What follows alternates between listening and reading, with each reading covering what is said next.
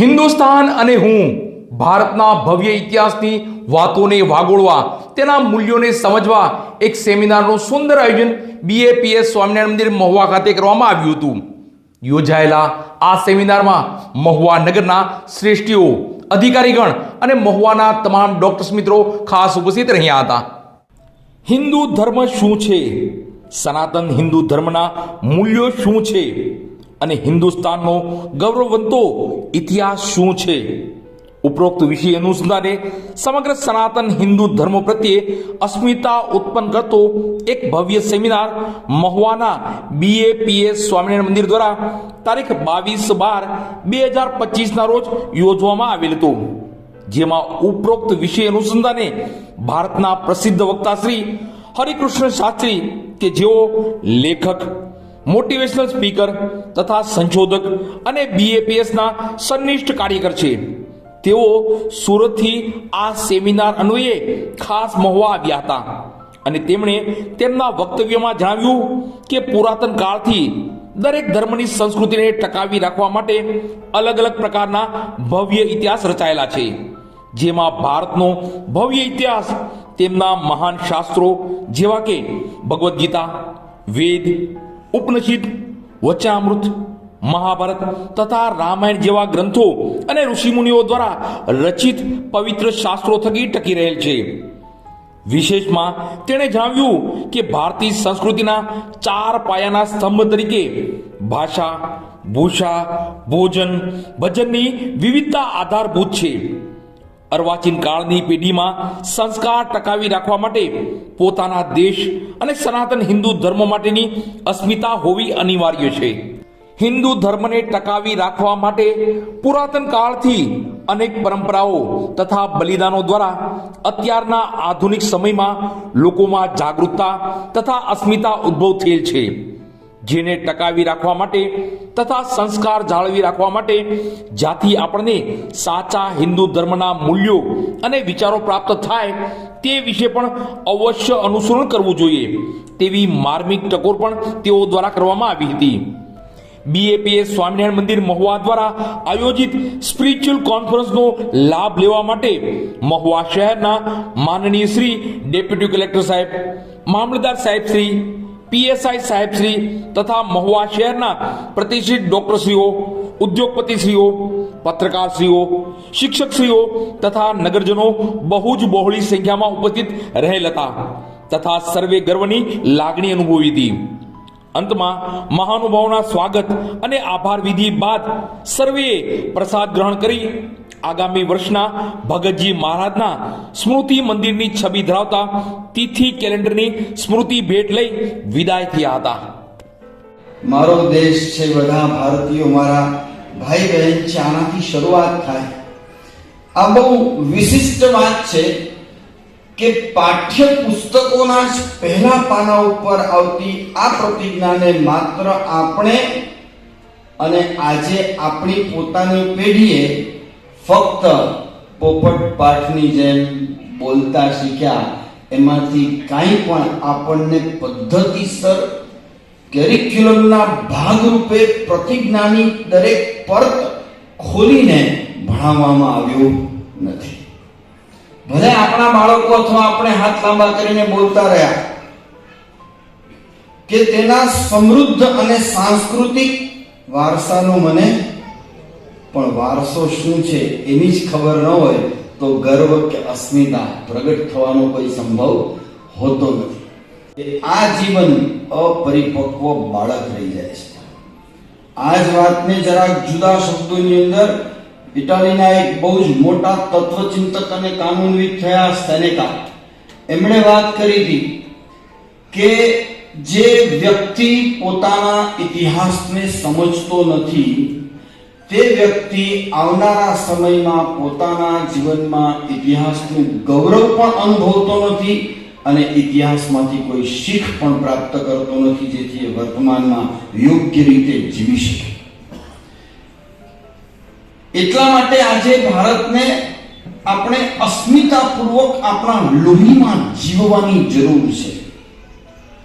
હું તમને 3-4 ઉદાહરણો આપું કે જે તે સમાજ અથવા જે તે પ્રજા એ પોતાના ધર્મને, પોતાની સંસ્કૃતિને કેટલી હદ સુધી ચાહે છે અને એને માટે કેટલા જબરદસ્ત પ્રયત્નો કરે છે. નો ડાઉટ આપણે પણ જાગ્યા છીએ, આપણે પણ પ્રયત્નશીલ છીએ.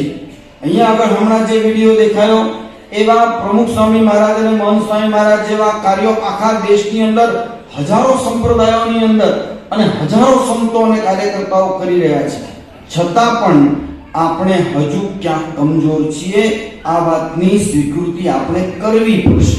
પેલા નાનકડા બાળકને પરમને જોયો એટલા 5 વર્ષના બાળકોથી માંડી અને ગ્રેજ્યુએટ કે ડબલ ગ્રેજ્યુએટ થનારા એવા એક સાથે એક જ વેશની અંદર હાથમાં એક જ પ્રકારની ફાઇલ લઈને અને માથા ઉપર એક જ પ્રકારની કેપ સાથે બ્લેક ગાઉનની અંદર એક જ દિશાની અંદર બધા જતા હોય. લગભગ આશરે 150 થી 200 યુવાનો યુવતીઓને જતા જોયા. એટલે અમે પ્રશ્ન પૂછ્યો કે અરવિંદભાઈ આ કોણ છે આ બધા? એમણે કીધું આ બધા યહૂદીઓ છે. અને અત્યારે સવારના 6:30 વાગે, શાર્પ 6:30 વાગે આ લોકો સીધા સિનેગોગમાં પહોંચશે. આપણા જે મંદિરો છે ત્યાં સિનેગોગ છે, તો એના સિનેગોગમાં પહોંચશે અને 7:30 વાગ્યા સુધી એક તો યહૂદી ધર્મનો ઇતિહાસ અને સાથે સાથે આપણી જેમ ઓરિજિનલ સંસ્કૃત, હમણાં બાળકો બોલ્યા, એ લોકોની ઓરિજિનલ ભાષા હિબ્રુ, તો હિબ્રુ ભાષાનો અડધો કલાક અભ્યાસ કરશે. પછી અમે કીધું કે આ બધા સાવ નાનકડા બાળકોથી માંડીને આ લેવલના, તો કે છે બધાના અલગ અલગ લેવલના ક્લાસીસ ચાલે છે. આ બધાને નાસ્તો કરાવીને પછી મોકલવામાં આવશે અને નાના બાળકોને માટે સીધા સ્કૂલ વ્યવસ્થા, સ્કૂલ સુધી પહોંચાડવાની વ્યવસ્થા પણ એ લોકો કરવામાં તૈયાર હોય છે. પછી અમને કીધું કે અમે પૂછ્યું કે ફ્રી ટાઈમમાં આપણને અંદર સિનેગોગમાં પ્રવેશ કરવા દે? તો કે કરવા દે. એમાં આપણે જરા પરમિશન લેવી પડે. પરમિશન લીધી, અમે અંદર ગયા અને ત્યાં આગળ જે એના કેરટેકર અથવા રિસેપ્શન ઉપર, કાઉન્ટર ઉપર જે હતા, એમણે એક યહૂદી યુવકને અમારી સાથે આખા એક્ઝિબિશનની અંદર, એક્ઝિબિશન પણ હતું, એક્ઝિબિશનમાં મોકલ્યો. 3 કલાક સુધી. આ એક્ઝિબિશનનું નામ શું છે ખબર છે? Tolerance exhibition. જે યહૂદી પ્રજાએ દુનિયાભરની પીડાઓ, યાતનાઓ સહન કરી છે અને અમે જે સહન કર્યું છે એ અસ્મિતાના એક કારણસર એક યુવકો, બાળકો સુધી પહોંચે. 3 કલાક સુધી નોન સ્ટોપ એણે અમને આ વાત બતાવી અને પછી અમને એક બ્રોશર આપી. એ બ્રોશરમાં આવી સામાજિક પ્રવૃત્તિઓની વાત તો હતી જ, પણ છેલ્લા 6 પાના એ અમે જોયા. 3 કોલમ, A4 સાઈઝમાં 3 કોલમમાં 6 પાના ભરેલા, કીડીના ટાંગા જેટલા અક્ષરે ડોનર્સના નામ લખેલા. આ યહૂદી પ્રજાના ઉત્કર્ષ માટે, બાળકોના ઉત્કર્ષ માટે, અમારા ધર્મના વિકાસ માટે અમે તૈયાર છીએ. એ ડોનેશનના નામ લખ્યા હતા ને, નામની બાજુમાં એક પણ આંકડો ડોલરમાં 6 આંકડાની નીચે નહોતો. કે બિલાડી કે કીડિયારો પૂરવા માટે કે માછલીઓને ખવડાવવા માટે પણ પુણ્ય ગણવામાં આવે છે.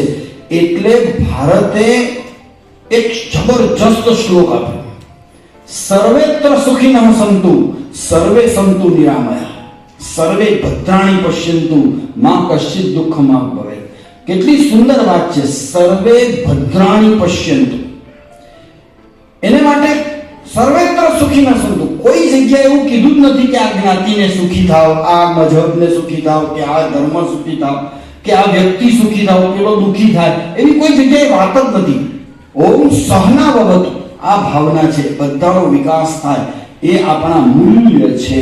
આના આધાર પર થોડી ક્લેરિટી, આપણા બાળકોને થોડી આપણે ક્લેરિટી આપવાની, વાય ક્લિયર કરવાની જરૂર છે.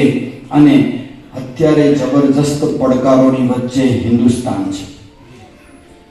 તમે એ પડકારોને આવનારા સમયના 35 વર્ષ પછી તમે એ ઇતિહાસ, અત્યારે જે પહેલા 1947માં થયો એ રિપીટ ન કરવો હોય તો હજુ પણ આપણી પાસે 30-35 વર્ષનો જબરદસ્ત ટાઈમ છે કે જેમાં આપણે આપણી એકતાને સિદ્ધ કરીએ. કારણ કે જો વેદો આપણને શીખવાડતા હોય કે ઓમ સહનાવવતુ, સાથે રહીએ, સહવીર્યમ કરવાવહે, અમે સાથે જ પરાક્રમ કરીએ.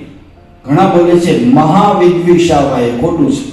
મહાવિદ્વિષાવહે, અમે પરસ્પર દ્વેષ ન કરીએ. મિત્રો, આપણે આપણી નાના નાના કુંડાળાઓમાંથી બહાર નીકળીને વિશાળ દ્રષ્ટિએ દુનિયાને, ભારતને દુનિયા સુધી પહોંચાડવાની આવશ્યકતા છે.